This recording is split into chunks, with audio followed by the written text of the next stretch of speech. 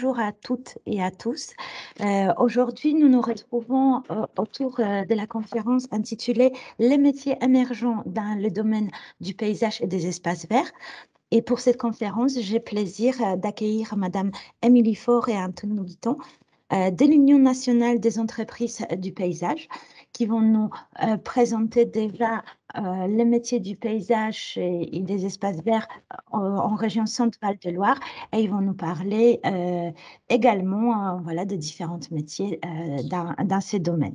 Donc, avant de commencer, juste pour rappel un petit peu comment cette conférence s'inscrit. Donc, elle s'inscrit dans le cadre d'un cycle de conférences intitulé Instant métier, regard de pro, qui se déroule déjà depuis 28 février jusqu'à mi-mai, pardon.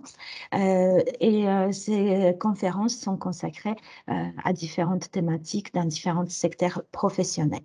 Au niveau de cette conférence, donc, elle va durer 20 minutes qui va être consacrée à la présentation et 10 minutes qui est donnée aux participants de poser des questions et que Madame Faure et Monsieur Guillaume nous répondent à ces questions. Pour les participants, vos caméras et micros sont coupés, mais vous pouvez pendant la conférence déjà poser vos questions dans le chat. Donc, c'est un petite bulle qui s'affiche là-haut de votre écran. Voilà. Donc, on peut déjà commencer notre conférence. Donc, déjà, pour commencer, est-ce que vous pouvez vous présenter, voilà, qui vous êtes, quelle est votre fonction et dans quelle organisation vous travaillez? Et qu'est-ce que vous faites exactement? Donc, bonjour à tous, bienvenue aujourd'hui, dans cette, visio qui est consacrée au métier du paysage. Donc, comme indiqué par, Monica, je suis donc Émilie Faure, je suis, déléguée régionale, au sein de l'UNEP Centre Val de Loire et du coup, pour m'accompagner pour la demi-heure qui vient, donc il y a Anthony que je vais laisser du coup présenter l'UNEP et pendant ce temps, moi, je vais juste partager, la petite présentation qu'on a préparée pour cette, visioconférence. Merci Émilie. Donc bonjour à toutes et tous. Donc moi c'est Anthony Guiton, je suis chargé de projet innovation à l'UNEP également. Donc pour expliquer à notre public du jour, l'UNEP c'est l'Union nationale des entreprises de paysage. Il s'agit d'une organisation professionnelle qui a pour mission de représenter et de défendre les entreprises de paysage ainsi que d'accompagner nos entreprises adhérentes. Émilie, en quelques mots, est-ce que tu peux nous présenter le secteur du paysage en région Centre-Val de Loire? Oui, tout à fait. Donc, il faut savoir que, l'UNEP, dans ses missions, tous les 2 ans, on organise une enquête, sur, les chiffres clés du secteur du paysage. Ça nous permet de savoir, voilà, comment se porte le secteur et donc les chiffres clés 2020, donc pour la région Centre-Val de Loire, en fait, on a donc 1 250 entreprises du paysage dans la région Centre-Val de Loire pour 30 050 entreprises au niveau national. On a, un chiffre d'affaires de 275 millions d'euros pour, un chiffre d'affaires national de 6,26 milliards d'euros. Donc c'est quand même assez conséquent, hein, le paysage, c'est une branche, qui fonctionne plutôt bien et on a 4 700 actifs, dans la région. Donc par actif, on entend des chefs d'entreprise et des salariés dans le secteur. Donc sur les 4 700 actifs, en fait, il y a 3 600 salariés et en France, au niveau national, on a 109, enfin quasiment 110 000 actifs en France. Donc pareil, on est quand même sur un secteur qui emploie pas mal de main-d'œuvre et de la main-d'œuvre en local, puisque de fait, quand on fait des jardins, on les fait sur place. Donc la région représente un peu plus de 4% du secteur national, donc c'est quand même important. Et est-ce que tu peux nous dire si les entreprises en Centre-Val de Loire, elles embauchent? Alors oui, en effet, donc on est à peu près sur 4 du secteur et en effet, les entreprises de la région Centre-Val de Loire, qui sont pour la plupart des petites entreprises, elles connaissent une forte période d'activité depuis 2 ans et elles embauchent régulièrement. Alors ce qui est intéressant de savoir dans le paysage, c'est que la majorité des contrats, ce sont des CDI à temps plein Donc, vous pouvez voir 83% de CDI dans la région, 95% de temps plein, et que la plupart de ces contrats concernent des contrats d'ouvriers paysagistes. Donc, c'est ce que vous avez sur la partie, sur ce petit graphique, en fait, les travaux sur le chantier. C'est les gens vraiment qui réalisent les jardins. Et ensuite, on a une partie d'employés qui concerne des postes administratifs et puis une partie d'encadrement. Le secteur, donc on est majoritairement sur des ouvriers de chantier, mais on recrute sur tous les niveaux de diplôme, donc du CAP au BTS notamment, en sachant qu'il est aussi possible de poursuivre des formations jusqu'au niveau du diplôme d'ingénieur dans le secteur du paysage. Donc en fait, quelle que soit votre appétence pour la formation et pour l'école, vous pouvez trouver quelque chose qui vous convienne dans le secteur du paysage. Et puis, il faut savoir que c'est un métier où on va se former finalement quand même un petit peu au quotidien pour plusieurs raisons. La première, c'est qu'on travaille avec du vivant, hein, des végétaux notamment. Et puis la deuxième, c'est que les clients, ils sont sans cesse en attente de nouvelles technologies dans leur jardin, dans leurs espaces verts. Et puis, du coup, c'est un secteur qui va permettre des évolutions, puisque même après l'obtention d'un diplôme, donc par exemple un bac professionnel en aménagement paysager, il est possible de suivre des formations courtes pour découvrir de nouvelles activités dans les entreprises. Alors, tu parles beaucoup des métiers du paysage et avant de parler innovation dans le secteur, j'aimerais beaucoup que tu nous expliques et que tu expliques là, à nos spectateurs du jour pourquoi des métiers du paysage. Alors, c'est vrai qu'on aime bien à l'UNEP, on fait la promotion des métiers du paysage. Pourquoi? Parce qu'on a souvent un peu l'image que le paysagiste, c'est celui qui va planter des végétaux dans un coin de pelouse ou tondre la pelouse. Alors, c'est une partie du métier, mais pas seulement. En fait, le paysagiste, il va intervenir pour la création et l'entretien de tous les espaces verts, donc qui entourent les maisons notamment, mais pas seulement. Finalement, tous les espaces verts que vous pouvez voir autour de vous. Alors, il y a bien sûr, du coup, tout ce qui concerne les végétaux, donc l'installation et l'entretien des végétaux, mais on va aussi retrouver tout ce qu'on retrouve finalement dans les espaces extérieurs. Donc, on peut avoir des terrasses, qu'elles soient en bois ou en pierre, donc ça fait partie des métiers. On va retrouver aussi dans les jardins des bassins, des piscines, donc on a des métiers spécialisés dans l'installation par exemple des piscines, mais également dans les jardins, des clôtures, des terrains de sport, de la maçonnerie, des systèmes d'éclairage, des systèmes d'arrosage. Et puis, au-delà de ça, tout ce qui va être la conduite d'engins ou des métiers un peu plus techniques, spécifiques, comme l'élagage, par exemple. Donc, c'est pour ça qu'en fait, derrière le mot de paysagiste, on regroupe plein de compétences et de savoir-faire, et c'est aussi ce qui en fait un métier épanouissant, parce que finalement, quelle que soit l'appétence qu'on a dans le secteur, on peut trouver quelque chose qui nous plaît finalement dans les métiers du paysage. La formation, du coup, elle va porter bien sûr sur beaucoup de sujets techniques, puisqu'on a vu, on travaille des matériaux différents, mais également du coup sur la biologie et l'écologie pour savoir reconnaître les plantes, c'est important, et puis savoir dans quel milieu elles vont vivre, connaître leurs besoins. Et puis, il ne faut pas oublier non plus des enseignements généraux, notamment, par exemple, on peut penser aux mathématiques. Typiquement, la géométrie, c'est bien utile pour pouvoir faire de jolies formes et puis calculer des surfaces, par exemple, sur lesquelles on va installer une terrasse. Pour pouvoir travailler dans le secteur, au-delà de ses compétences et de ses apprentissages techniques et généraux, ce qui va être important aussi, c'est d'aimer travailler en équipe. Souvent, c'est des binômes, par exemple, qui travaillent sur les chantiers. Avoir un bon relationnel aussi avec les clients, c'est important. Il ne faut pas oublier qu'un paysagiste dans un jardin, finalement, c'est lui qui est l'image de l'entreprise pour laquelle il intervient. Donc, le relationnel, la politesse, la ponctualité, c'est des choses aussi très importantes. Donc finalement, les métiers du paysage, il y en a un peu pour tous les goûts, hein.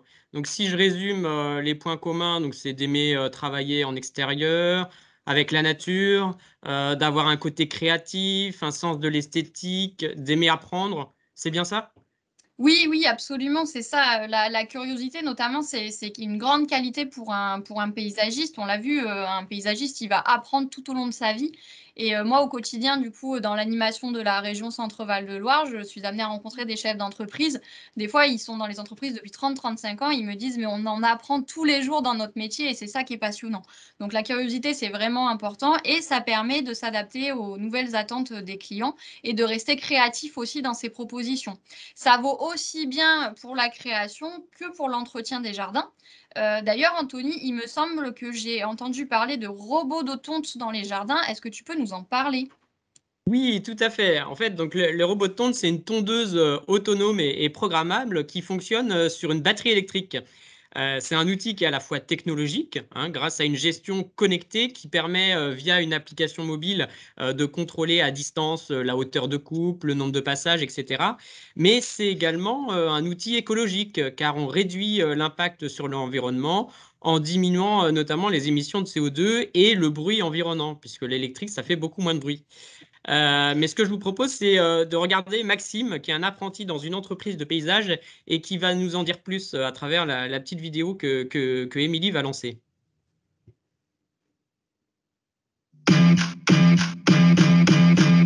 Bonjour, je m'appelle Maxime, je suis installateur robot de tonte. Le robot de tonte, c'est une machine connectée.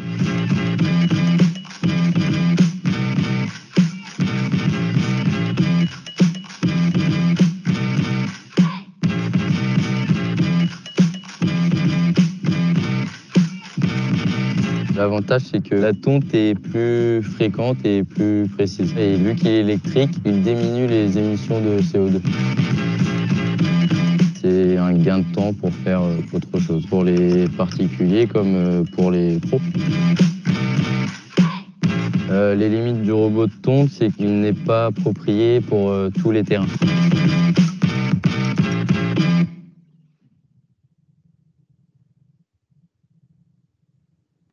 Alors, c'est très intéressant. Du coup, dites-nous peut-être dans les commentaires, est-ce que vous saviez, vous pensiez qu'on pouvait avoir des robots à qui on confie la tonte des jardins finalement en toute autonomie? C'est plutôt original et sympathique comme petit appareil. Dis-moi, Anthony, est-ce qu'il y a d'autres innovations dont tu aurais envie de nous parler? Qu'est-ce qu'ils utilisent d'autre sur le terrain, les paysagistes? Eh bien, les paysagistes, ils peuvent être amenés aussi à utiliser un exosquelette, par exemple. C'est un système mécanique ou textile qui se présente un peu comme une armure. Généralement, ça fonctionne grâce à un système de bras articulés qui porte à notre place le poids de la machine. Alors, dans notre métier, on l'utilise surtout pour des opérations de taille de haie, puisque la taille de haie, c'est une activité qui est quand même importante pour les entreprises de paysage. Mais cela sera sûrement plus parlant en regardant la vidéo de Liléa, qui est une jeune salariée d'une entreprise de paysage.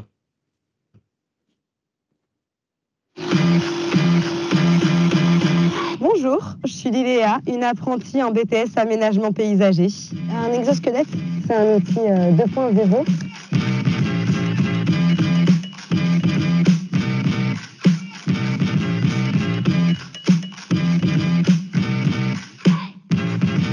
L'exosquelette, il est vraiment utile car il va permettre de répartir donc tout l'effort que j'ai à faire pour porter les machines.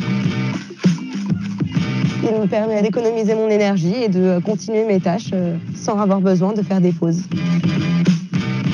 Il est assez long à régler et il est encore assez fragile car c'est un nouveau concept, surtout dans notre branche.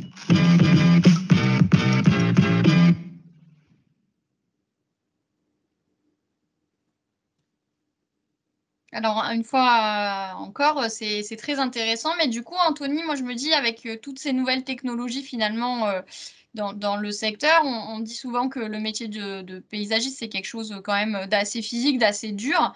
Est-ce qu'on peut imaginer, du coup, qu'on est quand même sur un métier qui se simplifie, qui devient moins physique? Qu'est-ce que tu en penses? Alors attention, hein, tu le disais, il y a beaucoup de très petites structures qui n'utilisent pas tous ces moyens, hein. Le gros du travail, il reste encore fait par l'humain sur les chantiers. Donc il vaut mieux être en bonne condition car c'est tout de même un métier assez physique. Pour autant, les métiers du paysage restent accessibles à toutes et tous. Et d'ailleurs, entre 2018 et 2020, il y avait une embauche sur 5 qui concernait une femme. Donc, il y avait une question là dans le chat tout à l'heure par rapport à l'embauche, par rapport à la féminisation du métier. Donc, oui, les métiers du paysage recrutent des filles, recrutent des femmes pour travailler sur les chantiers ou dans les bureaux d'études. Et oui, c'est important de le souligner en effet. Et puis bah, du coup, effectivement, on a vu Liléa dans la vidéo qui est une jeune femme qui se forme au métier et qui a la chance, elle, du coup, de pouvoir tester l'exosquelette, qui est effectivement une technologie qui arrive progressivement dans les entreprises. Alors, on parle beaucoup depuis tout à l'heure, du coup, des activités de réalisation, de création de jardins sur le terrain, mais il faut savoir qu'il y a aussi d'autres métiers dans le paysage. On peut penser, donc j'en ai parlé un petit peu tout à l'heure, au personnel administratif ou technico-commerciaux, par exemple, qui vont s'occuper des rendez-vous clients et de faire des devis, par exemple. Et moi, je me demande quand même, est-ce que dans les entreprises, il y a des gens qui imaginent, qui dessinent les jardins, enfin les projets, je veux dire. Et du coup, là encore, quelle technologie ils ont à leur disposition pour le faire? Alors ici encore, hein, il y a des différences d'une entreprise à l'autre avec des moyens humains qui sont différents, notamment selon la taille des entreprises. Si l'on est dans une toute petite structure, elle va peut-être utiliser encore des méthodes traditionnelles, des papiers, crayons pour faire des croquis, pour faire les projets.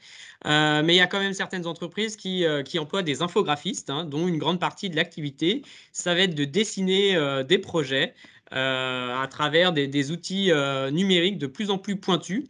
Donc, par exemple, aujourd'hui, il est possible de concevoir des plans de jardin en 3D ou voire même en réalité virtuelle pour permettre aux clients de se projeter dans leur jardin avant même sa création. Donc ça, c'est quand même fabuleux. Ah oui, oui, bah, puis on est loin du coup de l'image, je disais au début, un peu le cliché du jardinier qui pousse sa tondeuse, quoi, avec toutes ces nouvelles technologies. Après, on peut imaginer effectivement que c'est quand même des technologies assez onéreuses et qu'on réserve un petit peu cette projection 3D à quand même des projets assez conséquents d'aménagement, quoi. Alors, moi, Effectivement. j'ai une dernière question, du coup, peut-être. Pourquoi avoir choisi une image de drone pour illustrer la conférence? Quand vous êtes inscrit, vous avez peut-être vu, du coup, que c'était cette image qui était associée à la conférence. Eh bien oui, parce que le drone, donc c'est, comme vous le savez sans doute, c'est un outil qui est de plus en plus utilisé en agriculture et dans le paysage également, hein, puisque dans les métiers du paysage, il permet de faire des cartographies de jardin ou du suivi de chantier, par exemple.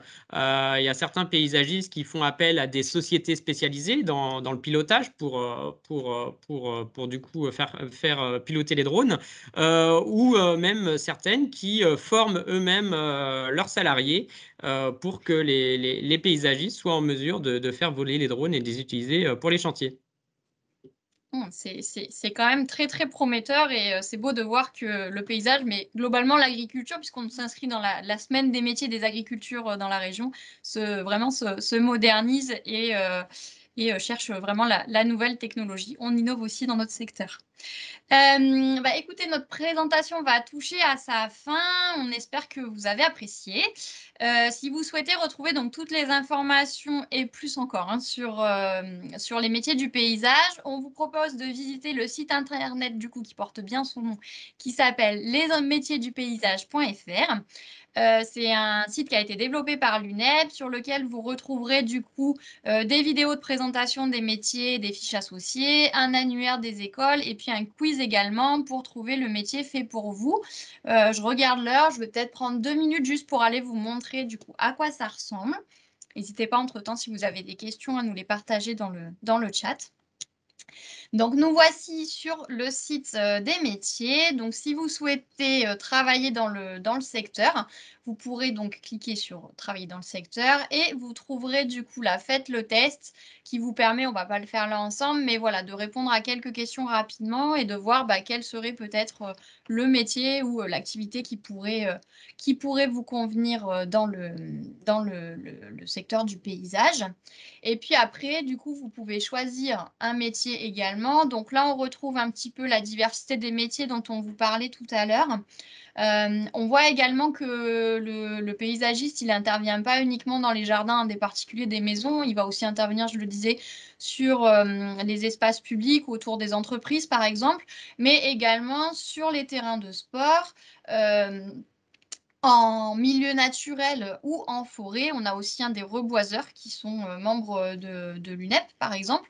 Donc, comme quoi les milieux naturels, il y a une conférence demain, je crois, qui parle des milieux naturels, c'est un petit peu lié aussi avec nous, avec l'environnement. Et puis du coup, si vous cliquez sur une fiche, allez, élagueur par exemple, donc vous aurez les endroits où vous pouvez exercer le métier, donc je le disais, un milieu naturel et forestier par exemple. Vous avez une présentation du coup du métier, les formations qui sont associées, les qualités et puis les compétences qui sont requises. Et puis, vous verrez, chaque fiche parle de la rémunération.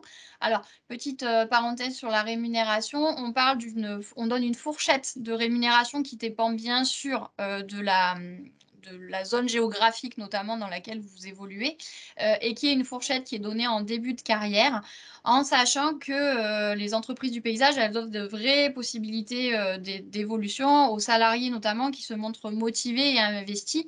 Donc, vous pouvez évoluer assez rapidement, tant en termes de rémunération qu'en termes de diversité de tâches qui vous sont confiées.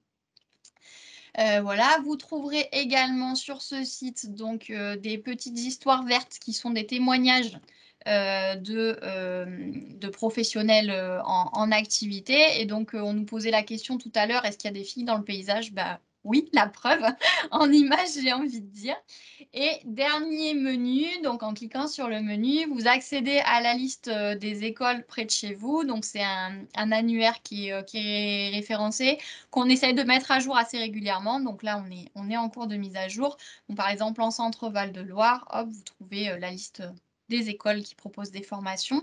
Et vous avez enfin la possibilité, au niveau des offres d'emploi, alors de consulter les offres d'emploi dans le secteur via nos partenaires, donc Pôle emploi, la PCITA et la NEFA, et puis de déposer votre CV également si vous le souhaitez, qui sera transmis du coup via le forum des entreprises du paysage à nos adhérents, voilà, qui potentiellement peuvent être intéressés par vos profils.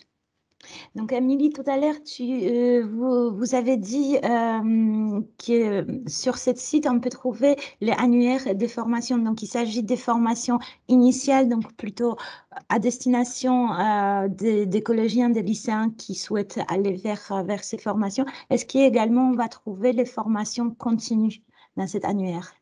Alors, vous n'avez pas la liste de toutes les formations continues, puisqu'il y a pas mal de choses qui sont via les organismes, les opérateurs de compétences. Par contre, vous avez la plupart des CFA proposent de la formation adulte, notamment, donc sur certains diplômes en formation accélérée, pour permettre de se former au métier. Très bien. Donc là, je vois que dans le chat, ça réagit beaucoup. Donc, nous avons beaucoup de questions. Donc, si vous avez fini, je propose de poser les questions. Donc, on a première question de Gaël. Pour travailler dans le paysage, faut-il forcément le choisir au collège ou on peut commencer après un bac général, par exemple? Je vais répondre du coup. Donc c'est pas. Alors la formation, on va dire, dans le secteur du paysage, elle est construite un petit peu de façon progressive. Donc c'est-à-dire que sur le niveau du CAP ou du bac pro, on va apprendre certaines choses et puis après on augmente les compétences. Après, il est tout à fait possible, après un bac général, d'aller sur un BTS, par exemple, aménagement paysager, qui va permettre voilà, de se former dans le secteur du paysage en sachant, enfin en ayant quand même conscience que ça demandera peut-être un investissement personnel un petit peu plus poussé parce que par exemple, tout ce qui est la base de la reconnaissance des végétaux, elle est considérée comme acquise en fait en l'entrée en BTS. Donc, c'est des choses qui vont devoir être travaillées en parallèle.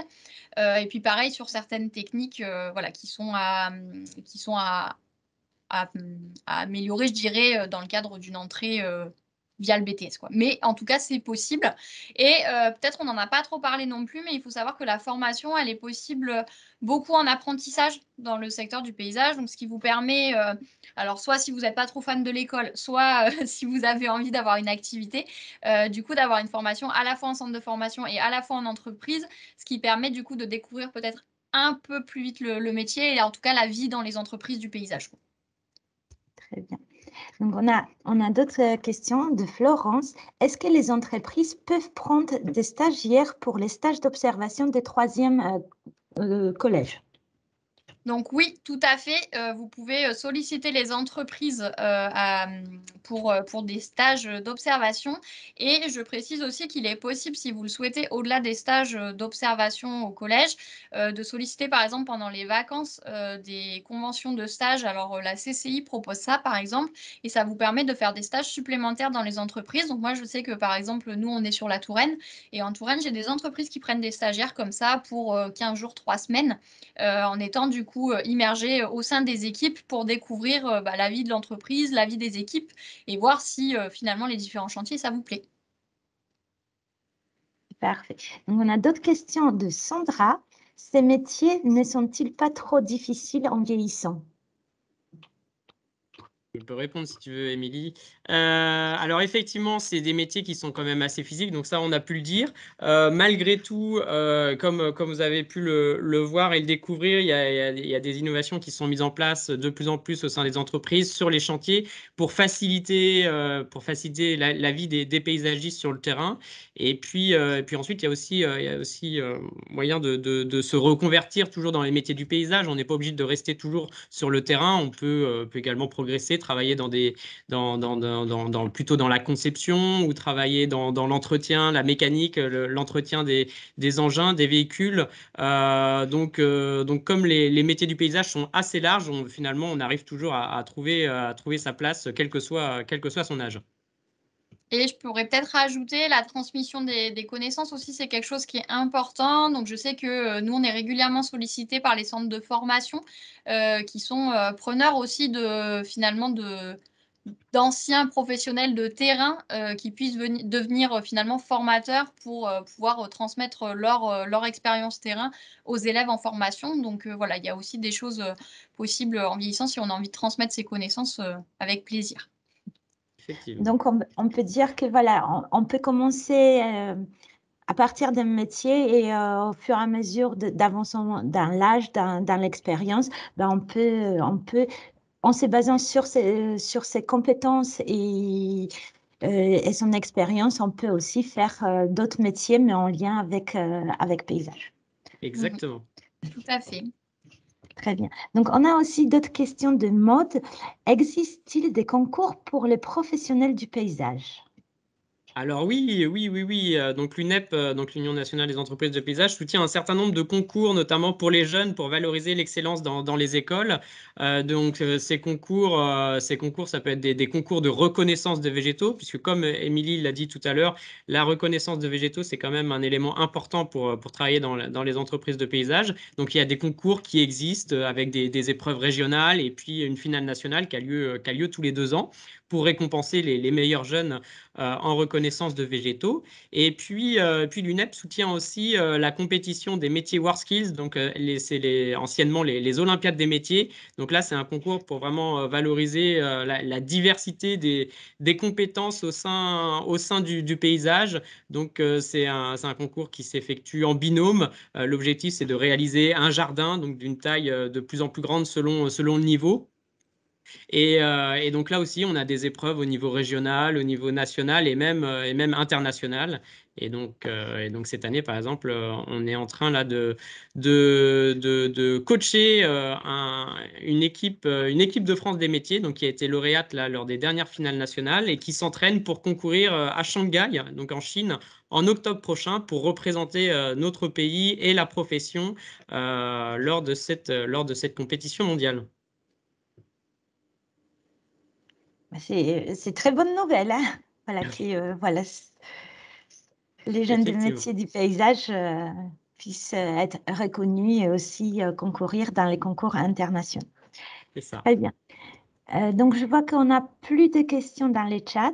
Donc, peut-être pour conclure, en une seule phrase, comment pourriez-vous donner envie aux participants de s'engager dans ces métiers et d'aller vers le domaine du paysage et des espaces verts? Eh bien, moi, je pense que ce que je mettrais en avant, c'est surtout vraiment la diversité des métiers, quoi. Les métiers du paysage, on touche vraiment à tout. On touche au travail du végétal, au travail du bois, au travail du minéral. Il y a en plus un certain nombre d'innovations qui se déploient chaque année un peu plus.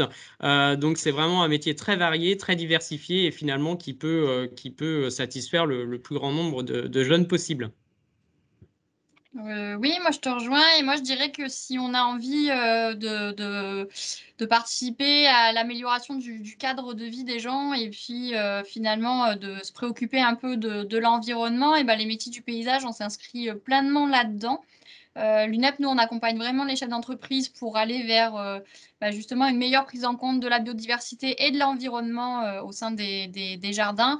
Et il faut savoir que voilà, les jardins, ça apporte plein de choses positives pour les gens, vraiment du bien-être, des lieux de loisirs, d'échanges, etc. Et donc, du coup, en fait, travailler dans le secteur du paysage, c'est contribuer aussi à ce bien-être finalement de tous, et puis un petit peu de la planète aussi. Donc, voilà, c'est une fibre un petit peu plus environnementale, peut-être.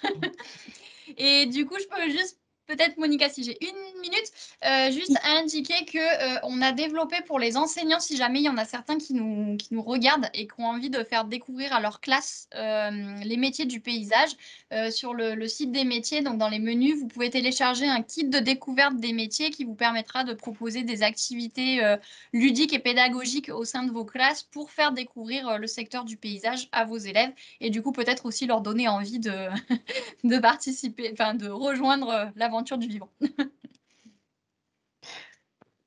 C'est parfait. Merci beaucoup pour votre intervention. C'était très intéressant. On a eu beaucoup de retours de la part des participants que votre intervention était très intéressante et très dynamique. Donc, merci pour ces informations et pour éclaircissement aussi des choses sur le secteur du paysage et des espaces verts. Voilà, donc je vous remercie. Je remercie également les participants pour les questions qu'ils ont posées et pour leur écoute. Voilà, donc merci. Merci à tous. Merci à tous et bonne journée.